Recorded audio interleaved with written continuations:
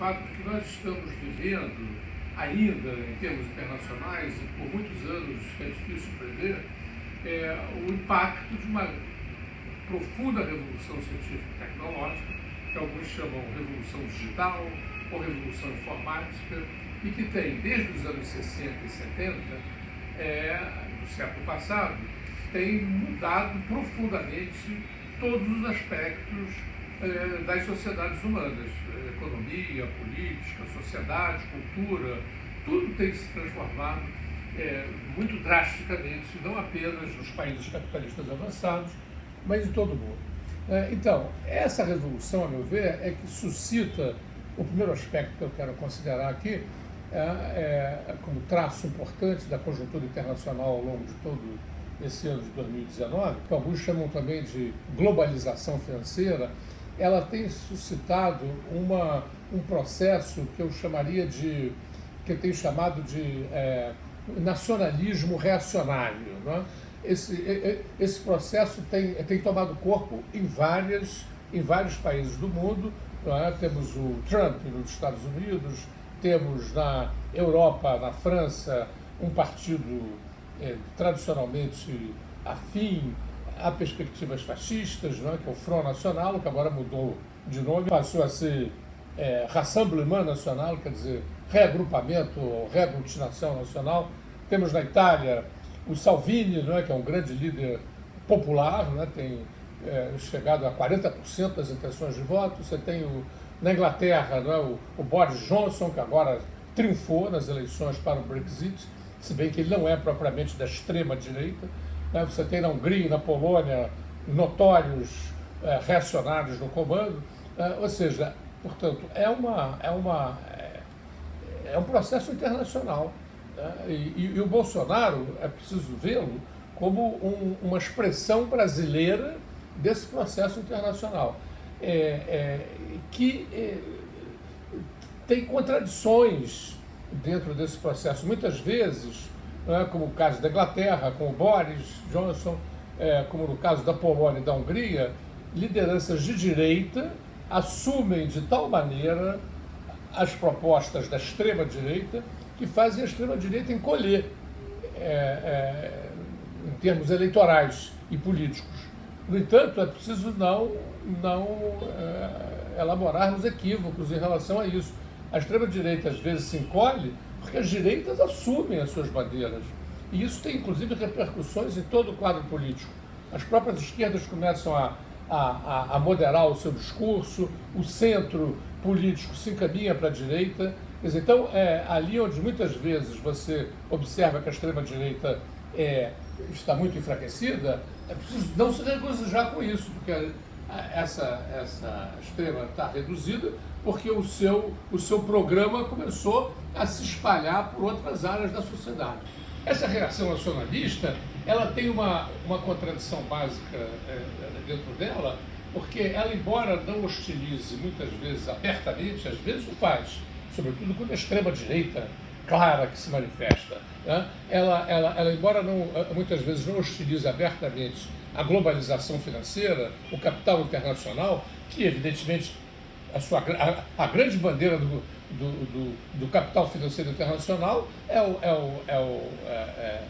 o fluxo aberto, autorizado, né, das mercadorias e dos capitais. Né? Esse fluxo, inclusive, tem prevalecido cada vez mais e enfraquecido as capacidades de muitos Estados nacionais de se defenderem contra os efeitos que esses fluxos, em forma de crise, né, esses fluxos trazem. Então, essa globalização financeira internacional, ela, na sua dinâmica, ela contradiz esse nacionalismo. Né? E, no entanto, esses dois aspectos, as duas forças políticas, se combinam em muitos momentos. É o caso, por exemplo, do bolsonarismo no Brasil, que reúne, de um lado, a extrema-direita, aí declaradamente, explicitamente, né, ela, de certo modo, enfraqueceu as direitas democráticas e o centro democrático, e se impôs, ganhou as eleições, né, mas ela tem como seu ministro das Finanças um homem que é um ultraliberal radical. Né. É claro que nós sabemos que, historicamente, o ultraliberalismo radical pode conviver e convive com ditaduras ferozes. Foi o caso do Chile, né? O ultraliberalismo prosperou sob a regência de uma ditadura selvagem, a de Pinochet, uma das mais cruéis e violentas da América Latina. E, no entanto, em termos gerais, essa é uma contradição que vai tomar corpo mais cedo ou mais tarde, porque o programa do nacionalismo, que é o fechamento das fronteiras e a recuperação pelos Estados nacionais de sua autonomia, é o que a extrema-direita chama na Europa a Europa das nações, né? Ou seja, recuperar, que os Estados nacionais recuperem a sua autonomia, isso vai de contra o programa do globalismo financeiro, né? Que quer exatamente diluir essas fronteiras. Então, eu acho que a gente tem que ficar esperto para acompanhar esse processo aí, né? E ver,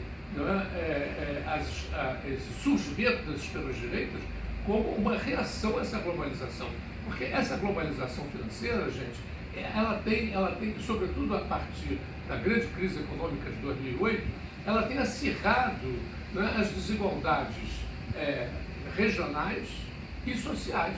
Porque essa grande crise de 2008, ela tem sido enfrentada pelos vários governos, e aí a cumplicidade de governos de esquerda moderados é evidente, né? Ela tem sido enfrentada à custa dos trabalhadores, à custa da precarização dos serviços públicos, à custa de mais impostos, né? Enquanto que os grandes capitais financeiros, principalmente os especulativos, que foram os grandes responsáveis pela crise de 2008, não sofreram praticamente nada. Ao contrário, muitas vezes as empresas e os bancos, que são exceções, foram ajudados à custa da sociedade, né, naquilo que os economistas chamam a socialização das perdas. Quer dizer, houve perdas imensas. Quem pagou por isso, em vez de serem os responsáveis por essas perdas, foi o povo, foram as classes populares, foram os trabalhadores.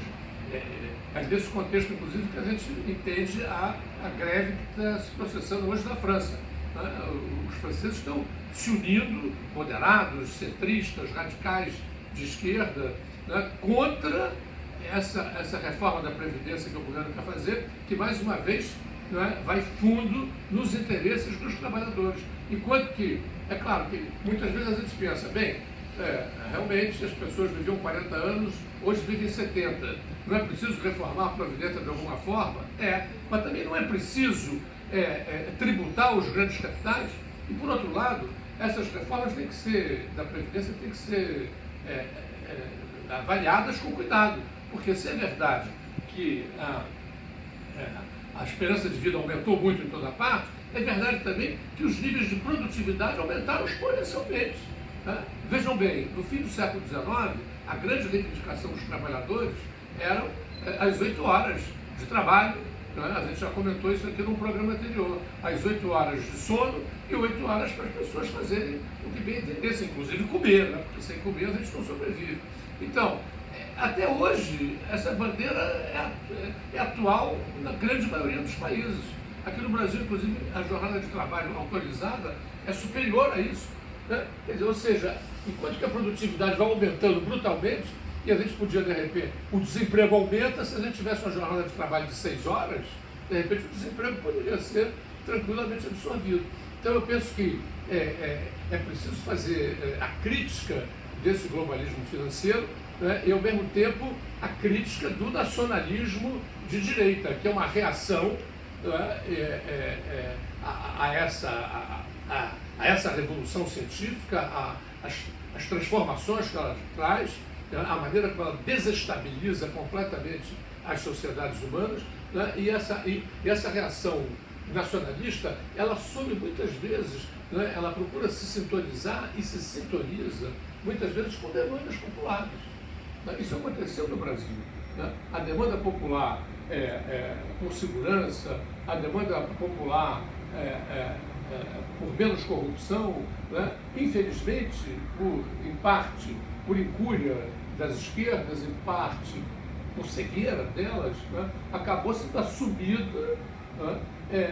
Pela extrema-direita, que na medida em que os nossos partidos de esquerda pareceram muito associados a um sistema que começa a ser detestado pelas maiorias, né, vem a extrema-direita e assume essas bandeiras.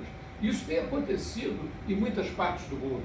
Né? Há exemplos notórios sobre essa coisa, a gente já tem se referido aqui, como, por exemplo, na França, boa parte, atestado por pesquisas, boa parte do eleitorado comunista migrou para a extrema-direita, porque viu na extrema-direita a campeã dos seus interesses imediatos. Né? Na medida em que a extrema-direita fala que o Estado Nacional fortalecido vai de novo defender os interesses dos pobres e dos desfavorecidos, eles ganham campo nessas maiorias. Né? Então eu penso que é preciso uma avaliação muito séria, né? Se a gente considera aqui os governos populares do PT, fizeram muito pouco para elaborar críticas à globalização financeira, à hegemonia do grande capital financeiro, e isso ficou na penumbra, né?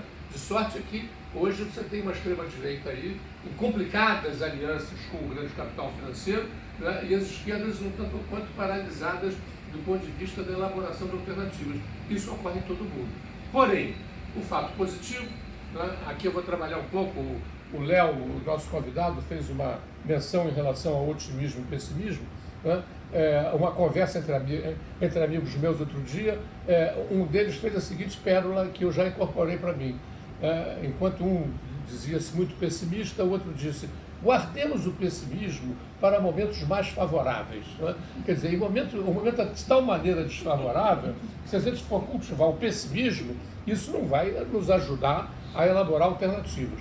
E o fato otimista, o fato positivo, que a gente pode tomar como favorável à crítica a toda essa situação que a gente está procurando aqui avaliar, é o fato de que ao longo de 2019 brotaram em toda parte movimentos sociais de grande peso, de grande significado. Mais uma vez, eles não foram liderados, isso é um processo que vem desde os anos 60, eles não foram liderados pelos partidos políticos e pelos sindicatos tradicionais. Eles brotam com uma força inusitada e vem neles, né, claramente um descontentamento básico em relação à sociedade em que eles vivem. Né? Ritmos de trabalho, remunerações, serviços públicos. Né? Você tem aí toda uma gama de reivindicações que aparecem com muita força e que anima esses movimentos, como os que aconteceram, já foram citados aqui pelo Cid, né? Aqui na América Latina, no Chile, no Equador, na Colômbia, o movimento eleitoral e político da Argentina, pode ser visto nesse contexto, que derrubou o governo Macri, né, super liberal. Né? Na África temos o exemplo da Argélia, né? Quer dizer, há meses você tem uma luta lá social importante contra, né, um regime que teve origens revolucionárias, mas que ao longo do tempo foi se tornando uma ditadura fechada. Né? Você tem em Beirute também, a capital do Líbano, pela primeira vez em décadas, movimentos que juntam confissões religiosas diferentes. Na França agora, entre outras, a grande greve, né, que movimenta a França contra a reforma previdenciária. Aí, nesse caso, a gente tem a participação importante de sindicatos e de partidos. E, finalmente, lá no Extremo Oriente, né, Hong Kong, né, com o seu movimento democrático importante, embora animado às vezes por tendências, não sectárias de direita, em conjunto, o movimento tem uma feição democrática que é preciso valorizar. Então, todos esses movimentos são expressões de resistência, que não foram, todos eles, incorporados pelas direitas. Muito ao contrário. Estaremos sempre aqui acompanhando e não esqueçam de bater no sininho para que sejam informados das nossas próximas edições.